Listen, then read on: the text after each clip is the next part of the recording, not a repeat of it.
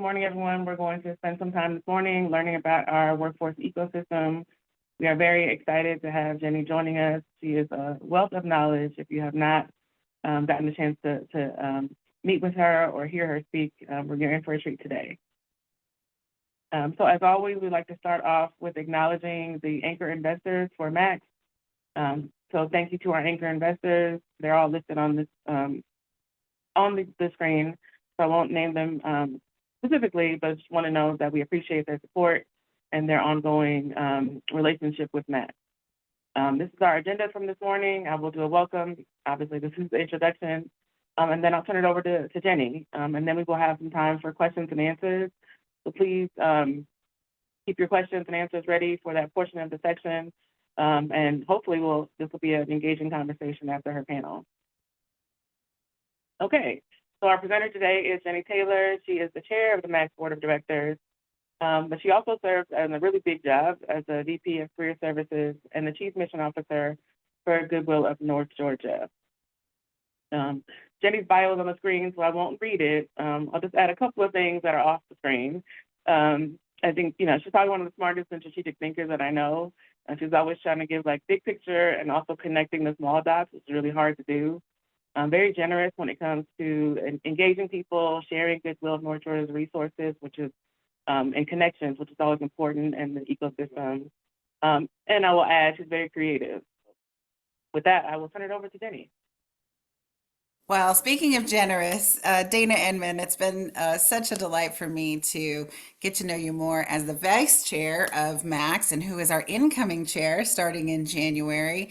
Thank you for those kind and generous remarks. But I'm going to dive right in. So I love an infographic. I think that adult learners need visuals, you need their auditory, you need to be able to write things down, and you need to be able to experience the thing that we do. And so, big fan of work-based learning, experiential learning, but also helping you to understand things through an infographic. I love an infographic. So this one is what we're going to be covering today. We're going to talk about all of the different aspects of workforce development, how the players in our system interact at the federal, state, county, city, local, neighborhood level, and how public and private entities work together to help lift up what we're all here for, just economic mobility and self-sufficiency for those we serve. It's near and dear to my heart. Our founder's vision 100 years ago, we're at a century at Goodwill, was to be dissatisfied with our work until every person has the ability to thrive and live up to their potential. And it's true 100 years today.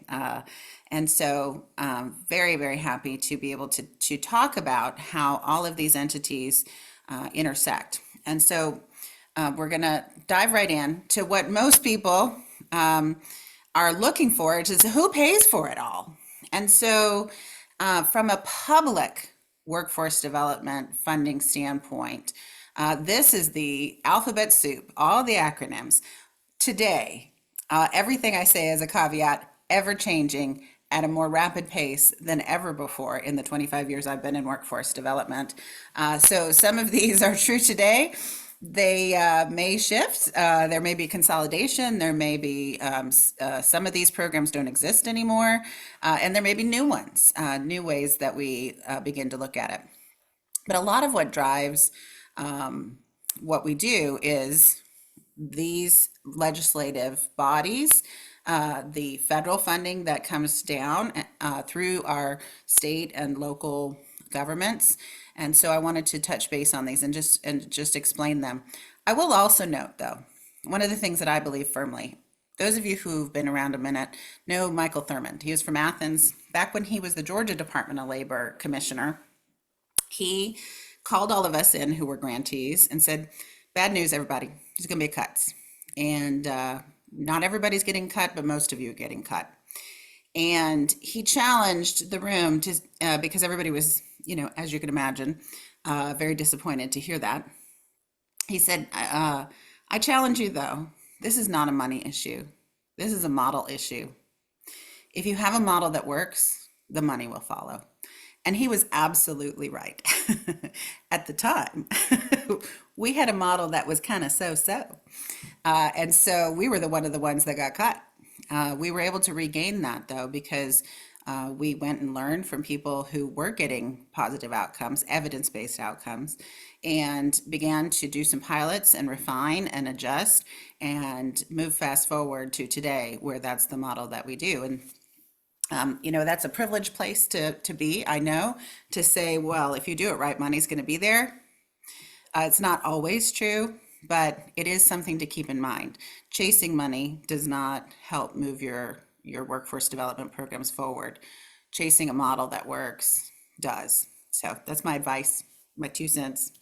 But let's dive deep into these. So a lot of the legislation surrounding funding for workforce development dollars still is part of the Workforce Innovation and Opportunity Act, or WIOA. WIOA, some people use, though in Native American languages, some of them that's an offensive term. So if you ever hear me look, I usually say WIOA.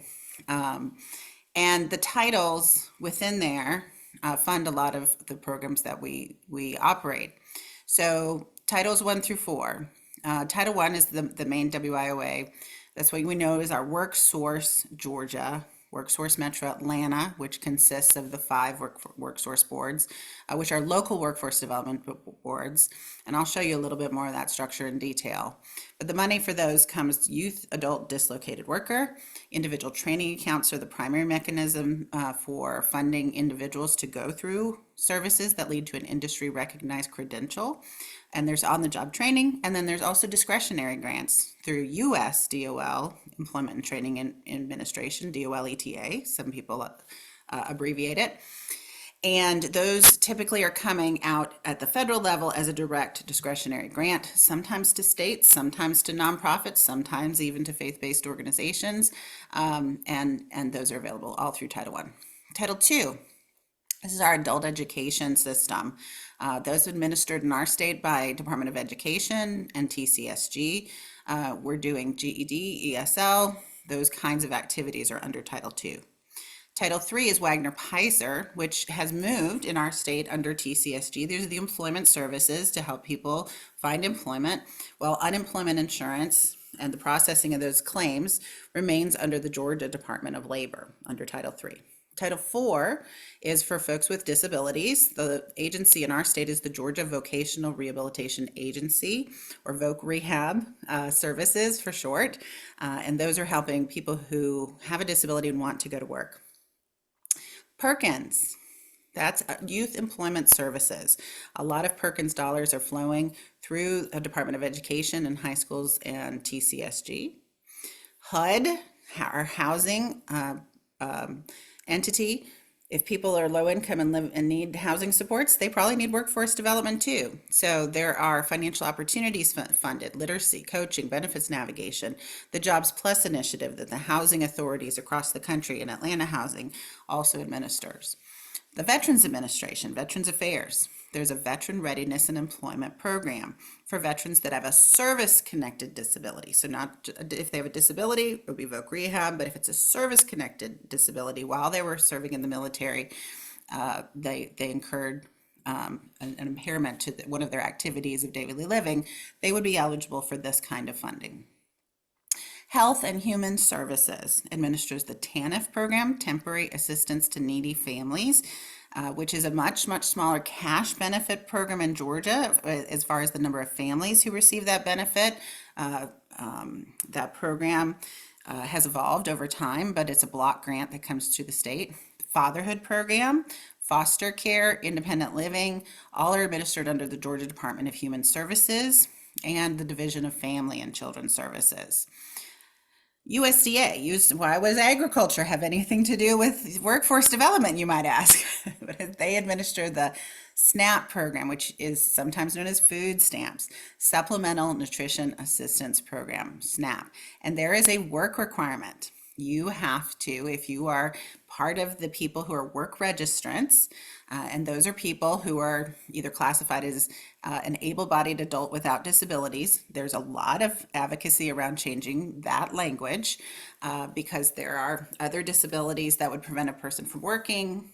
Folks who are do not have an able body can work, but regardless, that is the official regulatory term. And there are other work registrants. And if you've been following the news, the people subject to work requirement has expanded. So it used to be that people who were unhoused, our veteran military service members, aging out of foster care, we're all exempt from the work requirement, and that is no longer the case. It is also true that people up to age 64, the cap used to be at 59, now it is 64, and now have to work and have a work requirement, which means they must go to school, they must work, they must attend employment and training services, or they must volunteer for 80 hours a month in order to keep their SNAP benefit. There's a lot more regulatory, and we're not going to dive deep into it. But it's called SNAP ENT is one way that people can meet that work requirement and the funding that goes with it. It's a unique program as opposed to the way the rest of these work is block or discretionary. It's a partnership where private entities bring their dollars and get reimbursed. And then one of the smaller ones that most people don't think about as much for workforce development is the Community Development Block Grant. These can flow from federal level down into often municipalities, sometimes county commissioners, and they administer funds that can be used for microenterprise to serve veterans in employment and training or low income populations. So this is the public landscape. Obviously, there's lots more through corporate, private foundations, individual giving, social enterprises, those kinds of entities, but that's the landscape. So now let's dive deep into one of the areas that most people think of first when you think about workforce development and how it's organized. So under WYOA, it is administered at the federal level by USDOL-ETA. And our region, there's a region all across the country and our region is Region 3, we're in the Southeast, and Garfield Garner is the regional administrator. At the state level, those dollars flow through to Technical College System of Georgia, to TCSG. Karen Kirschler is the deputy commissioner, and Kristen Larhoven, I think her title may have changed, but she might be a commissioner of something now too. But executive director was, the last time I checked on the website, her title was executive director of workforce development, and she helps administer all of those for the state workforce development board. And then that flows down to our local workforce development boards. And in Metro Atlanta, we just had Rob LeBeau retire from Atlanta Regional, and Brett Lacey, congratulations, is now is the director over Atlanta Regional, WorkSource Atlanta Regional. Our Atlanta Department of Labor and City of Atlanta commissioners, Teresa Austin Dickens and Sonia Wilson Westmoreland, is the director of WorkSource Atlanta. Should have had her name there next to it. Sonia Grant is at Cobb Works, or WorkSource Cobb. Lauren Green is over WorkSource DeKalb. And then Fulton, because Brett just left, is to be determined. It's very early. It's just been a week, or week and a half maybe. And then as we shift over to other federal dollars that flow into state agencies, when we look at each of these, it's just another way to look at some of the list view with their logos and the programs or the acronyms that a lot of our government partners administer.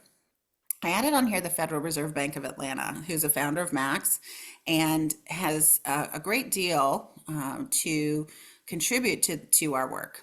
They're a strong convener, provide incredible amounts of data, really resourceful. They bring a lot of expertise to the field to help with economic mobility and resilience, because the Fed, you most often hear, is about interest rates, right?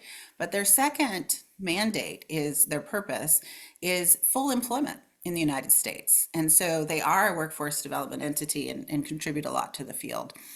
So I want to lift that up as we go through. And please, I'm not monitoring the chat, but please, if you have questions or I went too fast on an acronym, or you want to go deeper into one of those, please put this in the chat, and I'll be sure to address it when we get to the end of the this portion. So at the state level, these are the agencies who administer those federal funds. Some of the acronyms and because everybody loves an acronym, and the logos that go with those entities in our state. So WorkSource Georgia, again, branding for WIOA. The other ones are fairly straightforward. This Georgia Peach is economic development. Economic development, workforce development is economic development. When we bring new business or we grow or expand business and we're the number one state for business, we also want to be the number one state for talent. And so workforce development goes hand in glove with our economic developers to make sure that those jobs have people in them who have the skills and ability, knowledge, skill, and ability to go with the jobs that we do. So economic development is workforce development. Some of the other ones that weren't listed on the first slides, but do certainly have an interest in workforce development are our Department of Corrections, our Department of Juvenile Justice, so adults and youth, that are helping people, particularly transition centers. People often have to have a job before they can get out of a state prison. So that is part of what they do. GEFA is our Georgia Environmental Finance Authority. They're the state energy agency. They get energy dollars for the Department of Energy, some of which can be used for workforce development, particularly in new and emerging industries. And so they are now in workforce development in our state. Typically, they had only worked directly with municipalities and local government, but now are expanding to state and colleges and Goodwill potentially for our Goodwill Clean Tech Accelerator. Georgia Department of Behavioral Health and Developmental Disabilities, the GD, I don't know. They changed their acronym, but BHDD is what I remember them as. But they're helping with independent living, but obviously living independently, work is therapeutic and people want the dignity and power of work. And so they're also involved. And then our education system, the university system in Georgia for 4-year post-secondary and beyond, graduate and post and doctorate, technical college for the technical certificates of credit, diplomas, and associate degrees, and Georgia Department of Education for K through 12. Obviously are big parts of our workforce development system. By no means are the next few slides comprehensive. These are just some of the main things that we lift up. I want to have a sampling of entities who do the kinds of work that we think about when we talk about what people need from a social services perspective, those work supports that help a person to work, food, housing, transportation, making sure that people who are experiencing domestic violence, people who are new Americans in our country, people who have justice impact, a lot of that work it happens with organizations like this that are helping with language and helping with those things. So I wanted to lift up some of the names that are very well known for these kinds of support services and social services agencies that are so essential to workforce development. Sometimes they just do that. Sometimes they're also operating workforce development. Sometimes they're complementing workforce development. But some very strong organizations that are providing vital services to the people that we serve and our neighbors. And then the private foundations who, again, not a comprehensive list, but some of the ones that are more well known, very well engaged in workforce development activities. A lot of these are funding many of you on this call. So they may be on this call. I don't know. We have a bunch of people on the call, but we are, again, such wonderful collaboration and support from really strong private and corporate foundations, community foundations, United Way, in our workforce ecosystem. You also see on here Career Rise and Goodwill. We act as workforce intermediaries, either distributing funds from workforce funders collaboratives like Career Rise, or we are helping to distribute funds at Goodwill, either from our own social enterprise to other organizations to subcontract, or helping to do technical assistance and lift up other providers as well. So sometimes many of us wear different hats and do different things, but this is part of the private dollars that flow through our entity and so vital to fill a lot of gaps sometimes that public funds are not able to cover because of the regulatory requirements or limitations that they have. And then the most important thing, I think, in workforce development is the employers and the employer engagement. Those business development and employer focused organizations. Because what are we doing if we are not engaged with the business community who is hiring the people that we are developing?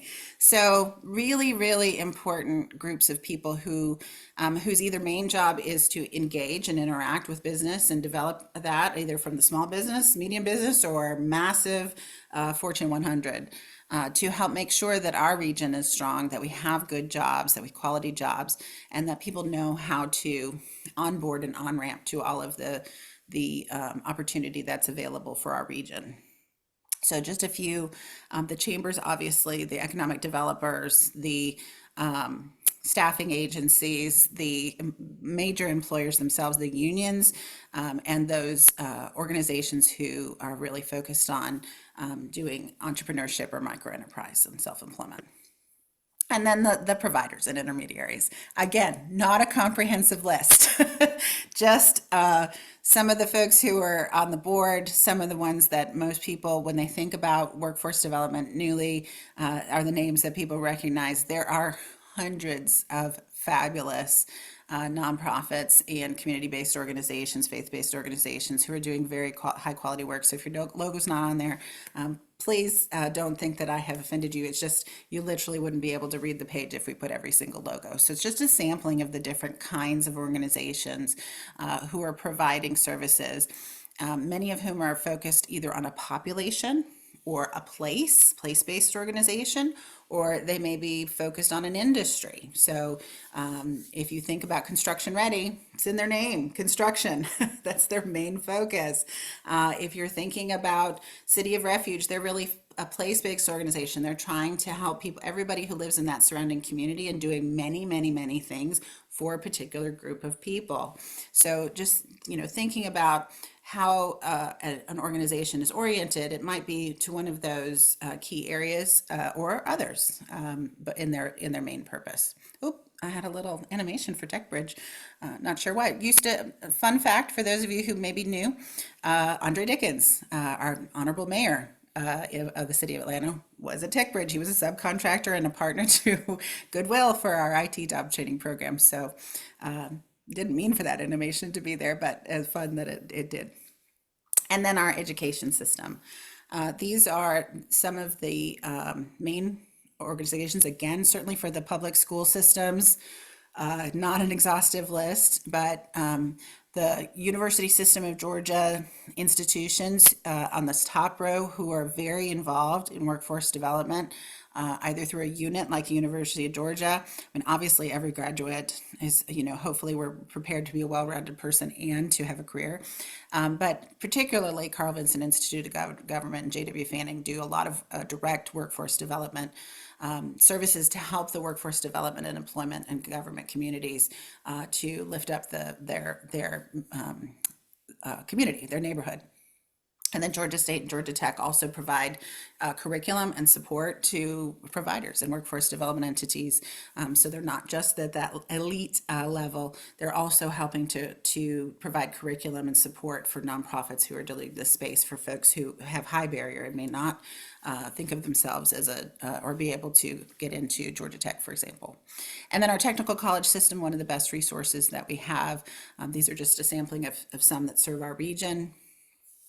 Varying in size, varying in focus area, but anything that's happening at one technical college, if it's needed in the local community, they have this wonderful ability to share. So I'd like to lift that up. And then, of course, our school systems are quite engaged in helping not just the students, but also the families that are part of their enrollment. And so that is the quick version of this ecosystem. And at the center of this, Max. The intent of Max was to bring people together, to find out what everybody else is doing. Let's not reinvent any wheels. Let's partner and collaborate and at least know what each other did. That was the starting, is let's just know what each other does. But then it started to be, and how can we use that information to know what there are gaps in service delivery? South of I-20, there weren't a lot of IT programs or high wage training programs, and there were a lot above. So the next time someone wants to open a program, let's go to the South Side. That was an example of one of the early collaborative looks at, well, how can we use the data? How can we use what we know? How do we use the portal to really do a gap analysis? Let's think about when new organizations are coming, introducing them to the landscape. So if they're thinking about, what kind of job training program should I start here? They may hear that there's a lot of demand for one, but maybe there's a training program that nobody is delivering yet. Let's focus on opening that one and lifting that up rather than duplicating where there's 5 providers and 5 programs that are doing the same kinds of things. So that's part of what the value of Max, and Max is acting as a third party neutral. Goodwill pays me. You heard me say a lot about Goodwill, but when I act in my role at Max, I really am taking off that hat and acting on behalf of everyone. How do we all benefit? And Max never competes with its membership. It only enhances, lifts up, and elevates what each of the members and our community does, so that we can all work together. It's really the intent. And you can see that in who the founding agencies were for Max. The representatives from, just a very small group of people at first, just 4 or 5, got together. And then the institute, it was working. They got together, and then a broader coalition of people joined from these organizations to be the founders of Max roughly a decade ago. And fast forward to today, we're now a 501c3, or we're now an incorporation in the state of Georgia and have filing for our 501c3. So generously up through this time, the Metro Atlanta Chamber has been our fiscal agent and helped us to administer a lot of the background and day-to-day activities of Max. But you can see in the scope that the alignment between the agencies that are on here, we're representative of everything that's in the circle, because that is really what it takes to move things forward from a workforce development perspective. And then this is our current leadership. So, you have Dana and I here with you now. Daniela Perry generally runs this Max Minutes, but each of these board members have always volunteered and given their time to lead different areas of the workforce development ecosystem, professional development, through Max Academy, the awareness through Max Talks with our employers who come in and help, doing the leadership, which is just an incredible new thing that we're doing this year. But so many are leading councils and leading, the provider council, data council, member engagement councils, and the provider councils. I think I said that twice. Data, provider, member engagement are the 3 councils that we're leading. So a lot of folks represented, again, of that same ecosystem and community, which really is about this, is collaboration. How can we work together to move things forward? My team knows it. I know it. A lot of the folks we work with know it. It's harder to collaborate. It's harder to do partnerships with other agencies, but it is so much better. So much better for the people that we serve. The data shows, this isn't just my opinion, there's evidence and studies that show when 2 or more organizations serve the same person together in a cohesive way, the outcomes are better and greater than if either served that person alone. And so, or even if they served them sequentially, like if they weren't collaborating and intentional about that, if they just, a person went to one and then they went to another, but those 2 organizations weren't working together, the outcome is better when it's intentional. And so now I will open it up for questions from the chat. I'll ask Dana to assist with that and to let me know what I missed, what you want to know more about, that kind of thing. First, I want to say thank you, Jenny, for all that wonderful information. It is a lot to absorb. You will receive a copy of the slide deck after the meeting. So If you missed something, please don't worry. We'll make sure that you have at least the infographic charts so you can follow along and try to keep up with how the dots are connected. We do have a few questions in the chat. Before I get to the questions, one question I kind of wanted to ask off the bat is, the ecosystem that you described or outlined is very large. It seems very complicated. Any suggestions you would have for someone new to the field or even a veteran in the field that is trying to figure it all out? Like, how would you suggest they kind of dive deep, try to understand some more in detail about each of those different subsections of the ecosystem? Yeah, that's a great question, Dana. A lot of folks, particularly when we're doing technical assistance, I sometimes hear the hallway conversation or the background conversation is, yeah, but that's Goodwill of North Georgia. They have massive resources, and we can't do that. We just don't have what they have. But I started in a nonprofit that merged with Goodwill that had 12 staff, a $2 million budget. We served 60 people with profound and significant disabilities a year. We were tea tiny, and really we only had vocational rehabilitation funding and a few people who gave individually to our organization. So one funder, one population, very, very small, and have grown what we've done from that to this, where every pretty much every entity on this, Goodwill has a contract with or provides services at one time or another, if not currently. And we have 26 different funding sources, public and private. We have more than 24 career pathways, registered apprenticeship. It's very, very complex what we do. But the way to enter it is to just start with one. When we were providing vocational rehabilitation services, we learned that a lot of people that we were serving needed other things.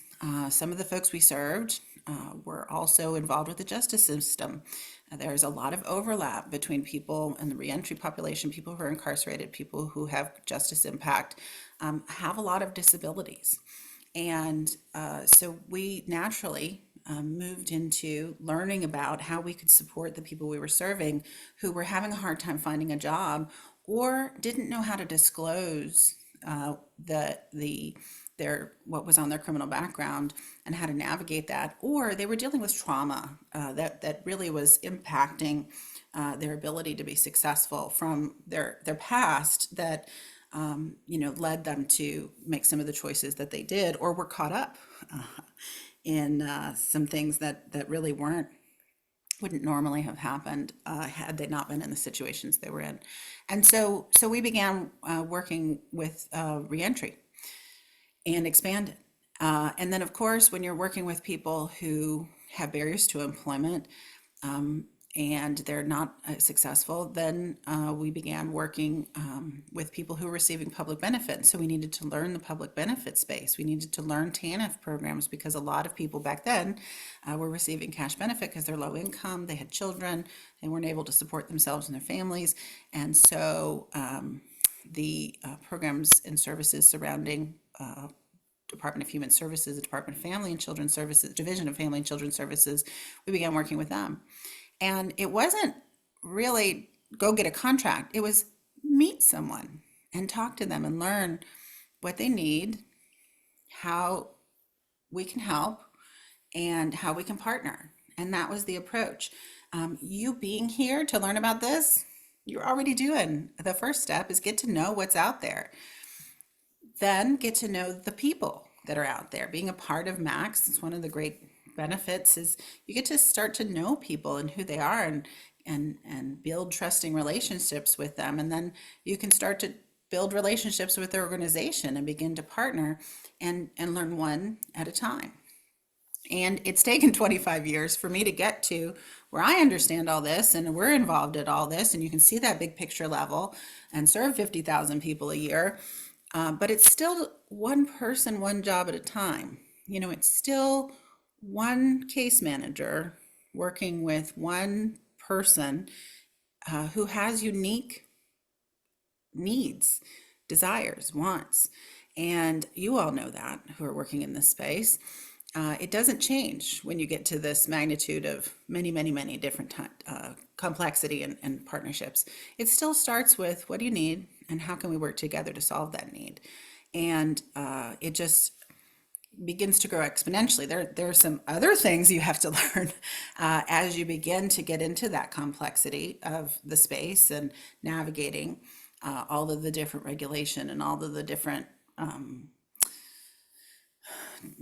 needs that a population may have or an occupational track may have. There's complexity there, but just my advice is to take one at a time. Is approach it through relationship and getting to know a person and then an entity and then it goes from there. And that's how that's how that analogy of how do you eat an elephant one bite at a time. One by the side.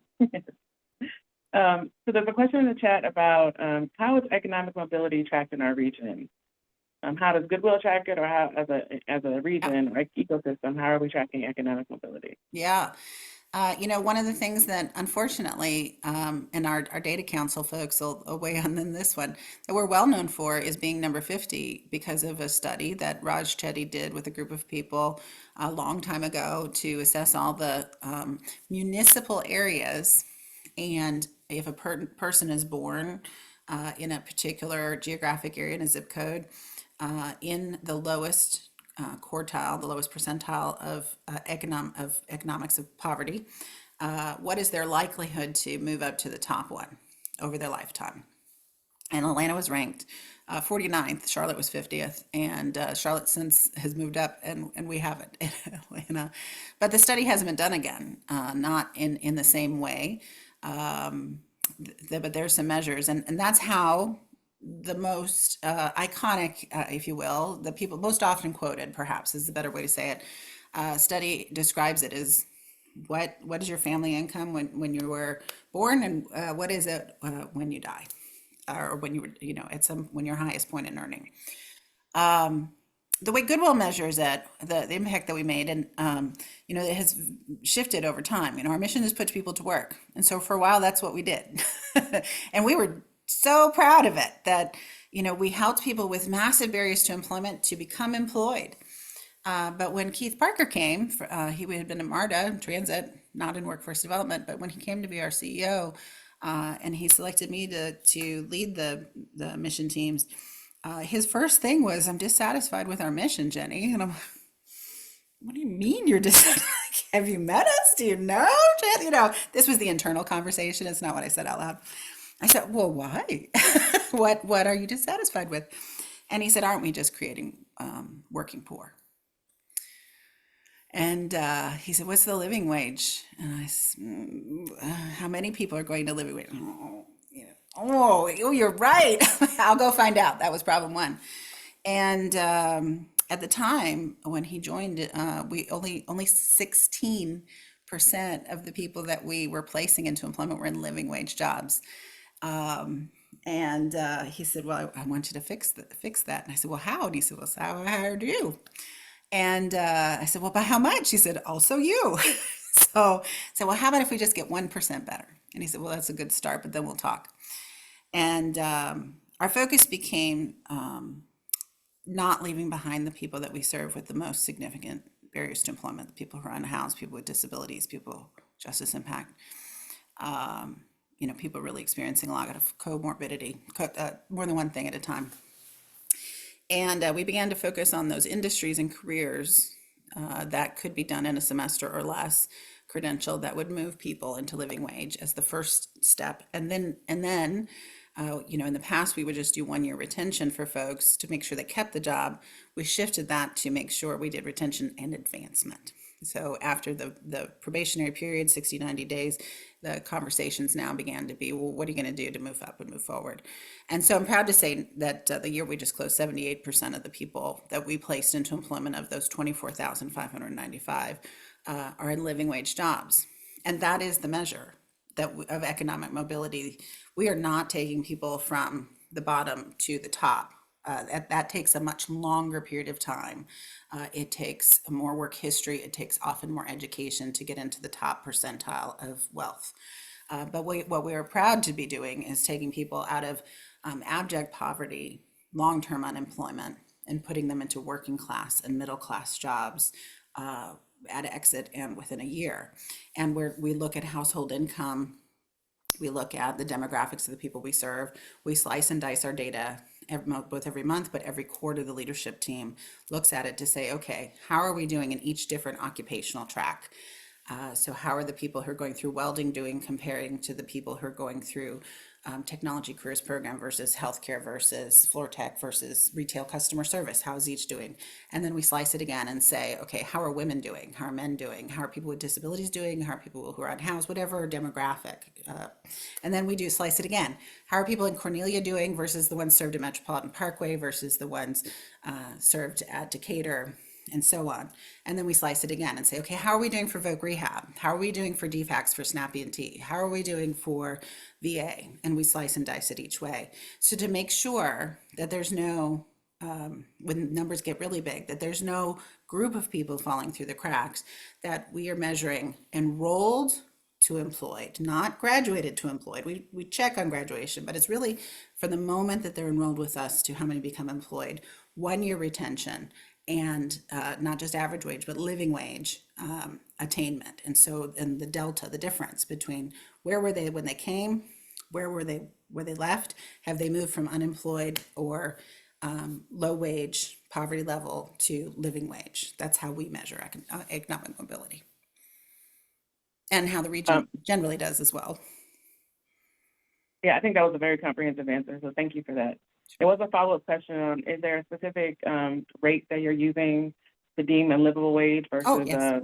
yeah. Yes. So Good. what is Yeah, that? very, very good question. So MIT, Massachusetts Institute of Technology, that MIT, publishes a living wage calculation that is updated as the economy shifts. So they have one for Georgia and they have one for metropolitan Atlanta, and it is established based on household size and the number of adults and the number of dependents. So, for example, right now, a household with 2 adults working and no dependents. So, think two roommates or a married couple or domestic partnership, two people working, no dependents. They have to earn $16.01 each working full time. So both of them have to make that or more in order to be considered living wage. And you go through and look at this, just Google MIT living wage calculator Georgia and or Metro Atlanta. And you can go through and see, okay, well, how much do you have to earn if you're a single adult with no dependents? How much if I'm a single working adult with 5 dependents? And each of those is shows you what the wage needs to be, and it takes into consideration, all of the aspects of living. And we find that to be the most simple way to look at it. And that's where we set our benchmark. So when I say 78% of people were at or above it, it's what the MIT living wage calculator said at the time. And that has increased since we started that benchmark. And so the new goal is always 1% better of how many people went to work at that wage or more. So our percentage our goal actually just went down because the wage went up.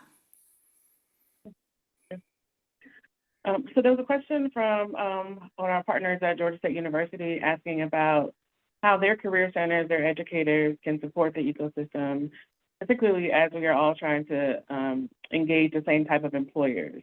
So are there ways that we can either collaborate or partner better together so that the employer pool, and this is probably across the board, not just with our education partners, but the workforce partners also deal with this kind of question about, we're all tapping into the same employer pool.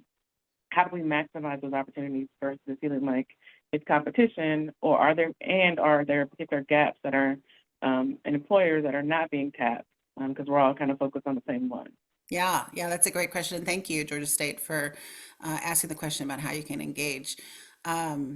First of all, you do engage as an institution already with lots of support, and we appreciate that. And particularly around employers, I think one of the things that I've learned over time is to share. So often, and mostly around money and jobs, your employer accounts, and we have employer accounts where we want to service them and get repeat business. The people who are in charge of that account, or the people who are in charge of the fundraising, are sometimes, it may seem shocking to you, but they're sometimes don't want to share. They want to be in control of that, hold it tight. and may not want to share. But the reality is that often one organization cannot meet the needs of another organization, particularly if they're large. It may be if they're small, they need one or two people, probably can meet their needs. If they need hundreds or thousands, we may not be able to meet their needs alone.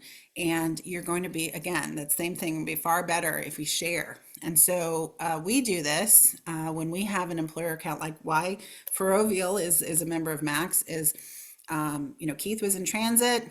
He knew some of the people who were in the transit industry.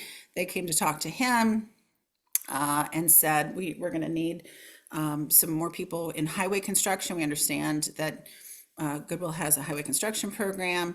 And so I talked to them and said, how can we help? What can we do? What do you need? And they said, well, we need graduates to work in this field. And I'm like, great, we can do that. And I said, how many do you need? And they said 50,000 over the next 10 years. Oh, I'm going to need all my friends, all of them. And even all of us may not be able to do this from a Max perspective. But sharing, so often people see the dollars or the employers as a pie that needs to be divided up. And the more people that come in, the slice gets smaller. And there's a scarcity mentality. What I would argue is that we're in a potluck and that we all need to bring our dish and put it at the table and make it so the table's long enough so everyone can eat. But directly what that means is reach out to particularly the intermediaries, Metro Atlanta Chamber, Max, Career Rise, Goodwill, who know who to call even if we're not the ones to do the work. If you have a need that is not met with an employer. A lot of times we are working with an employer who has entry level or mid level jobs and they need somebody who has a master's or above. The best we can do in that case is put out the call and recruit people. But what would be better is we went to the master's programs at Georgia State University and said they need your graduates, not ours as the job seekers. Who do you have? Let me introduce you. How do we make that go together to meet the needs of our employer partner? Volunteerism, curriculum sharing, professional development. Giving of your knowledge and time is one of the best ways, is helping others to learn what to do and what not to do. Those are some really great ways to engage and to begin to work together. If you need help learning how to do an MOU or a data sharing agreement, that's something that we can help with to help know how those partnerships what we've learned in the past can work and what sometimes doesn't work. To serve people together if that's of interest. But that would be my advice, to think about what do you have that someone else may need, and it may be knowledge of a best practice that you can teach through a Max Academy or that there's a collaboration that you can do with another entity to meet the demand. Because we have the assets and the resources here in the region, we just don't always connect them together as effectively as we could. It's something that we endeavor to keep doing more at Max. There's a couple of questions related to, does Max have a list of employers that work with reentry? Does Max have a list of providers that are in the field and what services they offer? So kind of to round all of that out, right, because there's a lot of things that Max does.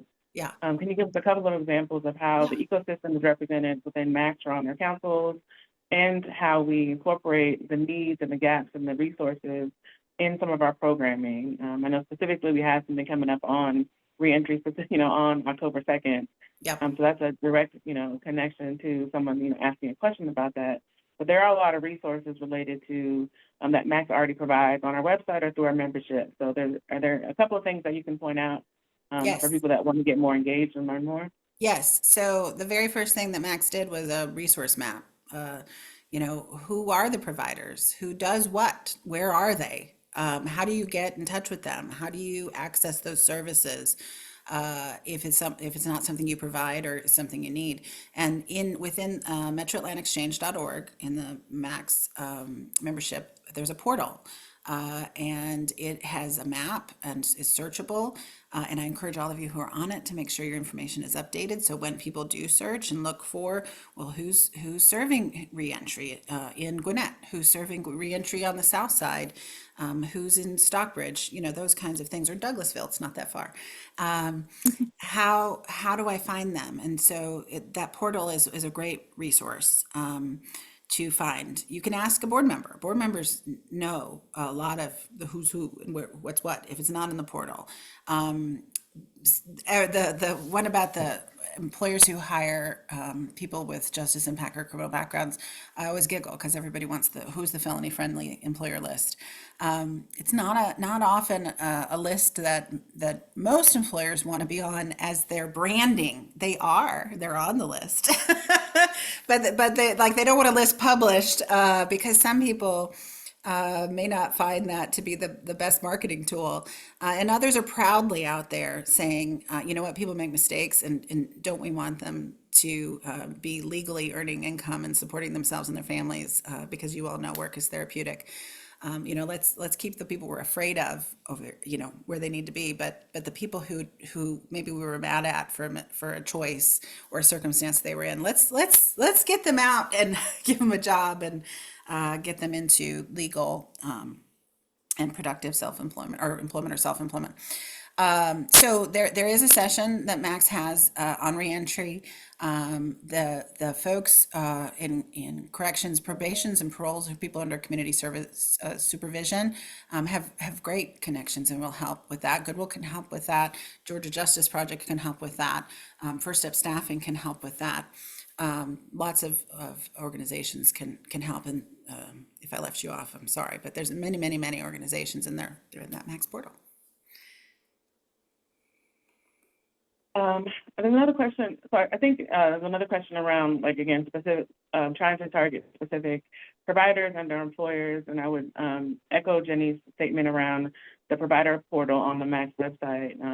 They put a lot of work into kind of vetting and curating a list of providers that offer supportive services, direct training resources, job and placement assistance. And so I would definitely recommend everyone looking at the provider portal to get some specific recommendations, or at least know who's doing what in the region. And then to do your due diligence, obviously, to make sure it's a good match for your partnership. Final question before we do a closing. Obviously, there's a great deal of change happening. You opened kind of talking about all the change happening.